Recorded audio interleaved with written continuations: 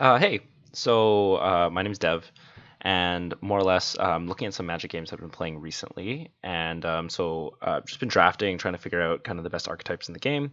I have a game for you today, and we're just gonna jump into it and see how you guys like it. Um, First pack was like pretty interesting.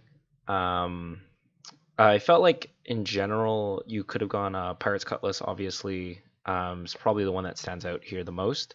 There's also the Seeker Squire and also the Search for Ascanta, which is also like pretty decent. I would probably say that the Search for Ascanta is like pretty decent. It just kind of fills into a non-creature deck though, and I don't really think those are really that popular nowadays. So the Pirates Cutlass is probably the pick here. I think it's the strongest overall, and it has just like good all around utility. I think a lot of pros are kind of up on it recently. Definitely as a first pick, it's like one of the strongest cards here. And it doesn't really overall it should be pretty strong. The next pick was also pretty good. I was mostly looking at Vanquish the Weak and Ixalan's Binding. I think the two cards are pretty comparable. I think the only reason I'm leaning slightly towards Vanquish the Weak is just because the Pirates Cutlass goes better in a Pirates deck, and White, of course, doesn't support Pirates. So there's a possibility, though White is still good, just because just because White you can still get the Vampires deck, which also works well with the Pirates Cutlass. So I think both are pretty comparable. Looking back, I'd probably have picked Ixalan's Binding, but Vanquish the Weak was a good pickup here. So I think I just grabbed Ixalan's. I just grabbed Vanquish the Weak.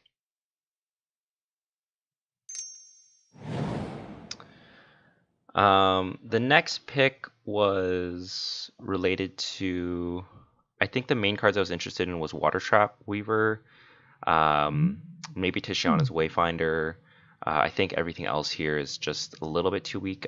Prosperous Pirates is still pretty good, but I think they're a step below Water Trap Weaver and Tishiana's Wayfinder. I just generally think that Water Trap Weaver has like a lot more utility overall. I think it's like really good in a race. Tishiana's Wayfinder I think is pretty replaceable. It just doesn't do as well as you'd hope. So Water Trap Weaver is the pickup here.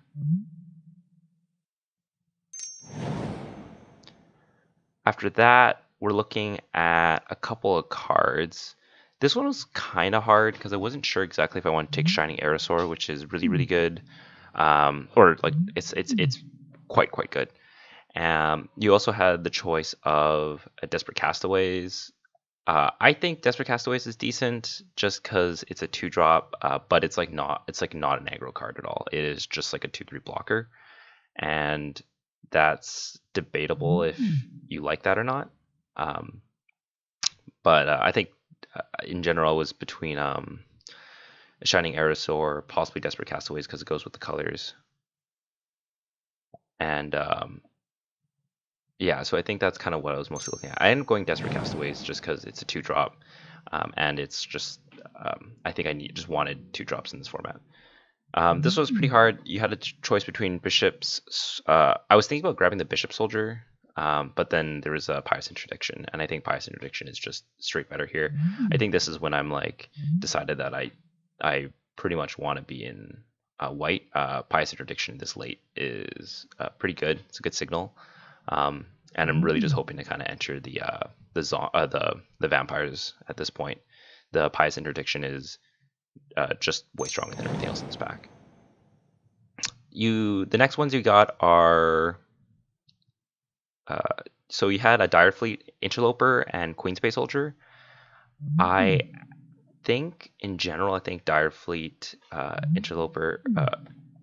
Interloper is generally better, but I think Queensbay Soldier in this format is surprisingly good. This might have been too much of a hedge, but I did decide to go with the Queensbay Soldier just because I was interested in getting into the Vampires format. So having the Queensbay Soldier would be pretty good. I'll also end up moving Water Trap Weaver to the side, but overall Queensbay Soldier seems to be the best card here. So, or sorry, the Queensway Soldier is probably not the best card, but it is better than Vampires format, and I was interested in going into Vampires. Here's pretty simple pickup. Mark the Vampire. Everything else is just way less good than Mark the Vampire. The Shining Aerosaur is also really good too, but I think that's exactly what I want. If I'm going to have small creatures, I want Mark of the Vampire, which is great. I ended up picking up an Anointed Deacon 8th pick, which is amazing.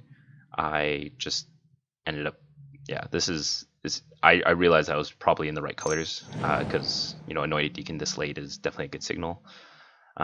Looking here, there's nothing I really want.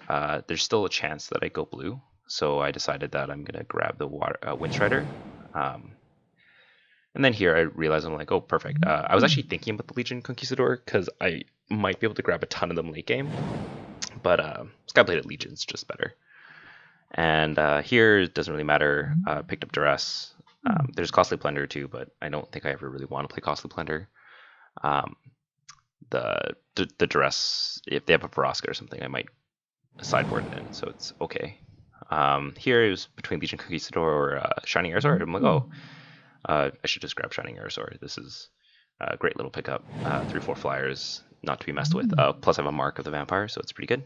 Sunrise Seeker is just whatever. And as we go on, starting to build out kind of a shell of a Vampires deck. I feel like Vampires is probably open just because of the late Anointed Deacon, but really just excited to be playing. Really just excited to be like possibly getting into Vampires. So I think I'm looking out for more Anointed Deacons, and I'm looking for just more Vampires cards overall. Yeah, Pirate's Prize and Swamp. Cool. So first pack, pick two, second pack, pick one. I am looking at like this pack was pretty bad because I pretty much committed to white black, and this might be kind of hard for people, but I actually ended up going with another Queensway Soldier just because I wanted more 2-drops. Legion's Judgment is fine. I just don't like it very much because it's slow and typically doesn't hit the things that you want it to hit. I actually really don't like Legion's Judgment, so I ended up going Queensway Soldier, so that was the pickup here.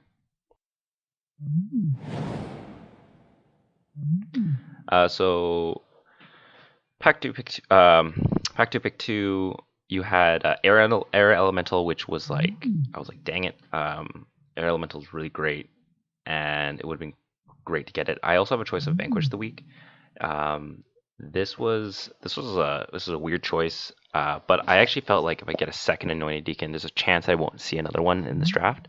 So getting 2 Anointed Deacons early is pretty great. It solidifies me into this deck, and I'm happy to just, from here on out, just picking anything with Vampires on it. I grabbed, at this point, I was looking at Raptor Companion a lot, and also Mark of the Vampire. I think Raptor Companion is pretty good, but it's actually not, I'm not actually aggro. I'm actually more control. I'm looking to go late game and have my Anointed Deacons go off. And if that doesn't happen, then that's a lot worse for me. So Raptor Companion isn't actually what I'm looking for, though I would have taken it. It is still decent, and a good blocker overall, like able to trade up with a lot of stuff. But Mark of the Vampire, second one, was probably the pickup here. Here I had choices between third Mark of the Vampire, which is still probably strictly the stronger card, but I also have the Anointed Deacon, so I was thinking Queensway Soldier is probably the best. Kind of sad that Drover the Mighty green is probably open. So, and you realize, got paid off, got Deathless Ancient. Deathless Ancient is great in my deck. It will pretty much never be in the graveyard. I will have tons of Vampires. Here, same idea. Nothing really for anyone, but Deadeye Tormentor is pretty good. So I picked up Deadeye Tormentor. Just a little bit of value. Here, once again, I have like pretty much nothing. I think this is signaling that blue might be decently open. I'm surprised no one has taken the opt or the run aground. Those are pretty good cards. So the feeling is that blue might be a little bit open, green might be a little bit open, but overall I'm pretty much in this deck at this point. White, of course, is still sort of open for me. I could possibly cut it, but I do want to be in Vampire, so that's pretty much it. Skullduggery is great. I think this is exactly what I wanted. There wasn't any question about what I wanted here, so picked up Skullduggery. Legion Conquistador, this would have been my second one if I wanted it earlier. But no, Skullduggery is the pickup here. Happy to see another Desperate Castaways. This deck actually is just trying to go late, so Desperate Castaways will serve as a decent blocker for most of the game. And he'll be able to stop like a lot of 2/2s and a lot of stuff that people play out early. Here, second, another Queen's Commission, great. So more vampires. And so yeah, this draft is actually looking pretty decent. I'm pretty happy with the Anointed Deacons. Pretty happy with like the thing. I ended up grabbing Prying Blade here just because I think Prying Blade is a fine card. It's not exactly what I'm probably not going to play it, but it's possible. I just want to equip stuff on stuff. Rummaging Goblin, yeah, it's fine. Nothing here that really interests me. But yeah, I got a solid 18 cards this far. I'm looking at this point moving into pack 3 mostly to just get more vampires and get more ways to get vampires. That's like really the goal here. So here it's weird. I have a choice of getting Deathless Ancient again, Vanquish the Weak, or Inspiring Cleric. And this was a super hard pickup because Inspiring Cleric is probably one of my favorite 3-drops. It'll actually stabilize your board a lot. But at this point, I only have one Vanquish the Weak and only one Pious Interdiction. And in that case, like premium removal, like being able to stop Territorial Hammer Skulls, being able to stop like the aggro decks is kind of what I'm more concerned about. And also I feel like there's just a lot of good aggro decks that I'm scared of. And so I think that's why like Vanquish the Weak was my pickup. So I think it was the right choice here overall. I think Vanquish the Weak is just slightly stronger than Inspiring Cleric, but obviously Inspiring Cleric would have been fantastic too. So I ended up picking up Vanquish the Weak. It's great. Picked up the gold card. I was actually waiting for this card pretty much the entire game. So to Call to the Feast, getting 3 vampire tokens is amazing. Should really be able to push forward with a ton of damage with Anointed Deacons. I get another choice here between I get a third Vanquish the Weak, and in this case I already have double Mark of the Vampire, plus I have so many zombies with lifelink already. I highly doubt I'm going to need more lifelink. It's kind of sad that this is in this. I would have also taken the Skyblade of the Legion. I think I need more 2-drops to just fend off the people, but you know, people give me 3 Vanquish the Weeks. That'll get me to the late game pretty easily. So happy to pick up another Vanquish the Week. It's quite strong overall. At this point, it would have been nice to grab that Ixalan's Binding way back when. Super happy. Bishop of the Bloodstain. This card is great. My deck is full of vampires at this point. This is probably one of the best pickups I could have grabbed. It is like not the strongest card in the world, but in this deck, it'll do a lot of work. So I was pretty happy with that overall.